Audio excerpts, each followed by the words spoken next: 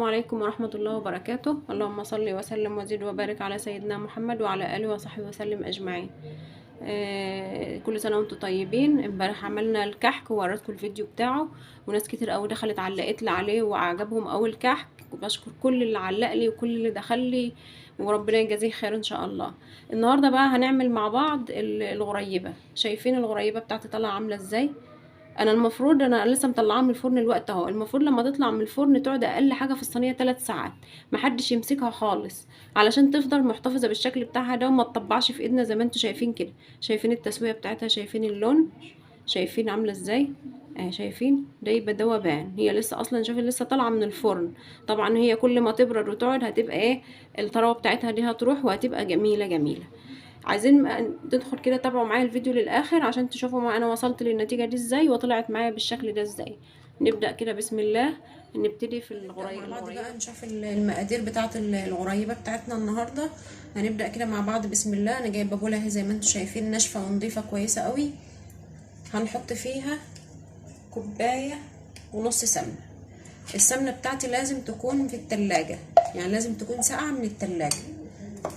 طبعا الكوبايه بتاعتي ديت هي دي مكان دقيق انا معايره بها، لان لما نيجي نعمل اي وصفه لازم نعاير بكوبايه واحده، لازم نعاير بمج واحد. ما ينفعش نعاير الدقيق بمج ونعاير السكر بمج تاني ونعاير السمنه، لا كده هيبقى الوصفه هتختلف في المقادير بتاعتها ومش هتبقى مظبوطه. انا عملت بالمج ده، يبقى المج ده عامل بكل المقادير. هحط بقى معايا هنا كوبايه ونص سمنه. السمنه بتاعتي دي بلدي، اللي حابب يعمل اي نوع سمنه موجود عنده مفيش مشكله، بس لازم سمنه، ما ينفعش لا نضيف لا زيت ولا اي حاجه تانية غير السمنه. ادي كوبايه اهي، بسم الله.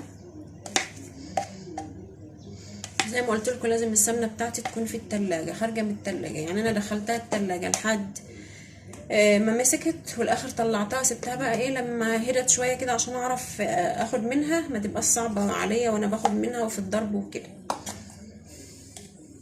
ده نص كوبايه اهو، هحط برضو هنزله وهبتدي ان انا افك كده فيه. طبعا انا عايرت الاول السمنه بالكوبايه، عايرت كل المقادير الجافه بتاعتي بالكوبايه الاول قبل ما تتعكي سمنه، وركنتهم على جنب.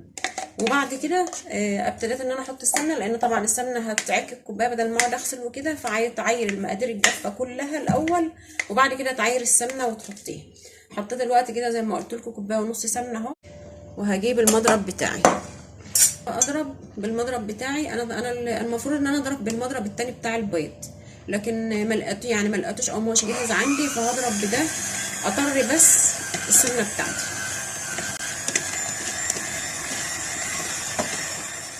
شايفين انا فضلت اضرب في السمنه. اللي هينجح معانا الغريبه ان شاء الله ان احنا نضرب السمنه الاول لحد ما توصل للكثافه دي اللي قدامكم دي، اللي انتوا شايفينها دي. ما نحطش السكر، ما تحطوش السكر غير لما تضربوا السمنه تبقى بالشكل ده كده. شايفين بقت عامله زي الكريمه ازاي؟ وعندي بقى سر اللي هيخليها لكم زي الجاهزه بالظبط ويمكن احسن كمان، هقول لكم عليها اهو. هضيفه، وده عندي معلقتين كبار لبن بودر. اللبن البودر ده السر بتاع المحلات بقى، اللي هيخليها لكم طالعه ما شاء الله ما شاء الله هشه وجميله وبيضه ما فيش فيها اي فراغات وكده. عندي معلقتين كبار لبن بودر، هو الكيس ده تقريبا معلقتين كبار. وهبدا اقلب برضو لما تختفي خالص. ممكن في الوقت ده خلاص مش مهم بقى مضرب الكهرباء، لان طبعا زي ما قلت لكم ان بتوع دول مش بتوع دول بتوع العجين. فهبدا بقى ان انا هي بقت سهله وطريه خالص اهي. اضرب بقى بالمضرب اليدوي، هشيل بقى مضرب الكهرباء ده على كده. هحط فانيليا، ربع معلقه صغيره كده فانيليا، وهقلب كويس قوي. شايفين مع الملمس بتاعها ازاي؟ شوفوا ان شاء الله غريبه هتعجبكم قوي قوي قوي ان شاء الله، وهتجربوها وتقولوا رايكم فيها ايه. انا بشكر كل اللي كتب لي تعليق على الكحك. طبعا انتوا شفتوا فيديو الكحك ودخل لي ناس من بلاد عربيه طبعا حبايبنا وناس من الجزائر، وانا بشكر كل اللي دخل وكتب لي تعليق جميل ولعلي دعوه حلوه كده في الايام الجميله دي. وان شاء الله كل وصفاتي تعجبكم ان شاء الله بتاعه العيد. ولو عايزين اي وصفه انا مثلا ما جاش في تفكير ان اعملها لكم او كده، يا ريت تقولوا لي وانا هعملها. هنزل بقى بكوبايه سكر بودر، دي كوبايه زي ما قلت لكم نزلت بكوبايه سكر بودر طحناها ناعم خالص وهقلبها. هبتدي بقى انزل بالاربع كوبايات دي بتوعي. انا قلت لكم ان انا معايرهم قبل كده، بس هعايرهم معاكم تاني قدامكم. 4 كوبايات دقيق ممسوحين زي ما انتم شايفين كده. 1 على 2 دي التالتة، دي الكوبايه الرابعه بتاعتي.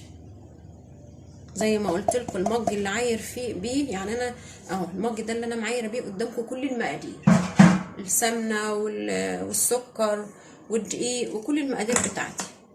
هقلب بقى كده بايدي كده لحد الدقيق ما يدخل كويس قوي في السمنه وفي المكونات اللي انا عاملاها دي.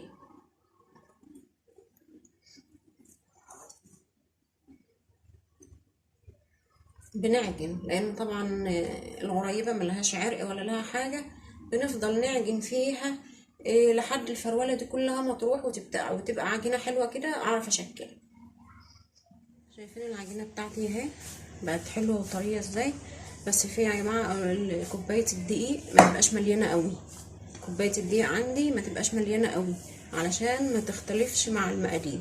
يعني 4 كوبايات مش مليانين، ناقصين شويه كده علشان يبقوا ظابطين مع مقدار السمنه. شايفين اهي العجينه بتاعتي بقت عجينه طريه اهي وجميله. هنعرف بقى ازاي ان هي بقت كويسه لما نشكلها كده اهو ونلاقيها ما شققتش ولا اي حاجه، طالعه عندنا وشها مش مشقق ولا اي حاجه اهي. شايفين اهي لا مشققه ولا اي حاجه، ولما ضغطت عليها هي مش مشققه.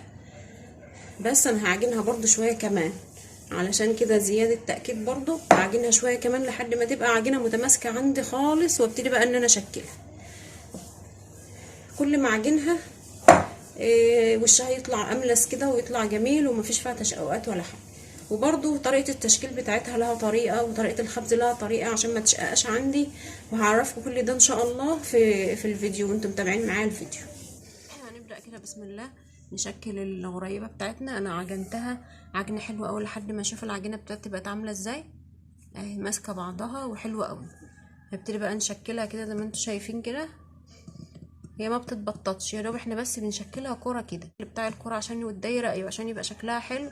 وانا جايبه عندي ده اللولي بتاعي ده بتاع زمان، ده انا بحب احط فيها اللولي الخرز ده قوي، ده بتاع زمان اللي احنا بنعرف بيه الغريبه من ايام كده اجدادنا ما كانوش بيحطوا الا ده. ومجهزه عندي برده شويه مكسرات اهو، هشكل من ده ومن ده، هحط فيها من ده ومن ده. هجيب كده اللولي زي ما انتم شايفين كده دورته واضغط عليه ضغطه خفيفه، ما زودش، ضغطه خفيفه خالص، واحط في الصينيه بتاعتي. نبدأ كده بسم الله ونحاول نخلي الغريبة بتاعتنا كلها مقاس واحد، ما نعملش واحدة كبيرة وواحدة صغيرة كده، كلها تبقى مقاس واحد.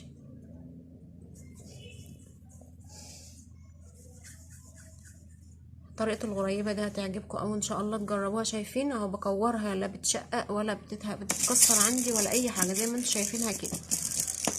وهحط الخرز بتاعي اهي ضغطة خفيفة خالص، وهخلي بالي اسيب برضو مسافة ما بين كل واحدة والتانية. هي مش هتفرش عندي ولا اي حاجة بس احتياطي. هي المفروض ان هي بس هتاخد لها قاعدة كده، هتعمل لها قاعدة بس كده وتظبط شكلها بس في الفرن، لكن ان شاء الله مش هتفرش عندي ولا اي حاجة. وطبعا انت هتشوفوا النتيجة في الاخر اهو. طبعا انتوا شفتوا النتيجة، شفتوها في الاول وشفتوها طالعة عاملة ازاي. هعمل كده واحدة بالمكسرات. اللي عايز يبشر مكسرات ويحطها في العجينه مفيش مشكله يحط، اللي حابب يعملها نصها كاكاو ونصها ابيض يعمل هيقسم العجينه نصين ويحط بس شويه كاكاو، معلقتين كاكاو، ويعجنهم مع العجين. بصوا بقى اللي انا هحط فيها مكسرات لازم اضغط عليها ضغطه كده، بعمل لها مكان كده احط فيه المكسرات. ليه بقى؟ لان انا لو ما ضغطتش الضغطه دي لما بتيجي تدخل الفرن لازم بتشقق، لازم هتشقق. لو انتوا ما ضغطتوش عملتوا مكان لقطعه المكسرات كده الغريبه بتاعتي عندي هتشقق ومش هتطلع مظبوطه معاكم. دي بيخليها تاخد راحتها كده وما تتكسرش عندي ولا تشقق ولا اي حاجه. لكن طبعا الخرز ما بياخدش مكان فبتضغط عليه بس ضغطه بسيطه خالص، ما تزوديش زي ما انتوا شايفين كده. شايفين لما ضغطت عليها لا شققت ولا اي حاجه عندي، ومظبوطه حلوه قوي. دي هحط فيها كده لوزه، اكبر المكان شويه عشان اهو شايفين الشكل، والله احسن من الجاهز. والاربع كوبايات عندي دول بيعملوا كميه حلوه قوي. وانتوا عارفين ان عينكم ميزان وانتوا بتشتغلوا. لو شفتوها نشفت معاكم اي حاجه، مش القريبه بس، اي حاجه بنشوفها واحنا بنشتغل، لو ايدنا ما ظبطتش ونشفت معانا بنزود لها حته سمنه بسيطه. لو سالت معانا برضو، لان وارد قوي ان الواحد يغلط وهو بيشتغل، بنحط لها شويه دقيق بسيطين. نحاول كده نظبط الدنيا، يعني ما نجيش نبص نلاقيها ساحت معانا نقول ده ساحت وخلاص وتبقى باظت، لا. عادي، كل حاجة تنفع تتظبط. هكمل بقى طبعا المقدار بتاعتي والتشكيل زي ما انتوا شفتوا كده، وهوريكم بقى في الاخر، وهقول لكم بقى على التسوية بتاعتها هتبقى ازاي. انا خلصت كل الكمية وهبتدي ان انا اسوي فيها. هنسوي بقى الغريبة بتاعتنا ازاي؟ هنسويها، هنحط الرف مش هنرفعها لفوق عشان ما تنشفش. هنحط الرف يعني بعد النار، هنحط الرف قريب من النار خالص تحت. ونشغل الفرن الاول لحد ما يسخن خالص، وبعد كده نهدي الفرن خالص على اقل درجه، ونحط الغريبه بتاعتنا لحد ما تلاقيها استوت لكن ما احمرتش. طبعا الغريبه بتطلع بلونها ده، فساعه ما نلاقيها كده خدت القاعده بتاعتها كده وبدات معانا تستوي، هنطلعها من الفرن. يا ريت كده اللي تابعنا وتابع الفيديو ده للاخر وشاف فيديو الكحك وعجبه يعمل لنا لايك للقناه للفيديو، ويشترك في القناه ويفعل الجرس، ويضغط على كلمه الكل عشان توصلوا كل اشعاراتي وكل فيديوهاتي الجديده. وانتظروني بقى في الفيديو الجاي ان شاء الله، او خلوه مفاجاه، انا مش عارفه لسه، يعني خلوها مفاجاه نشوف هنعمل ايه مع بعض ان شاء الله.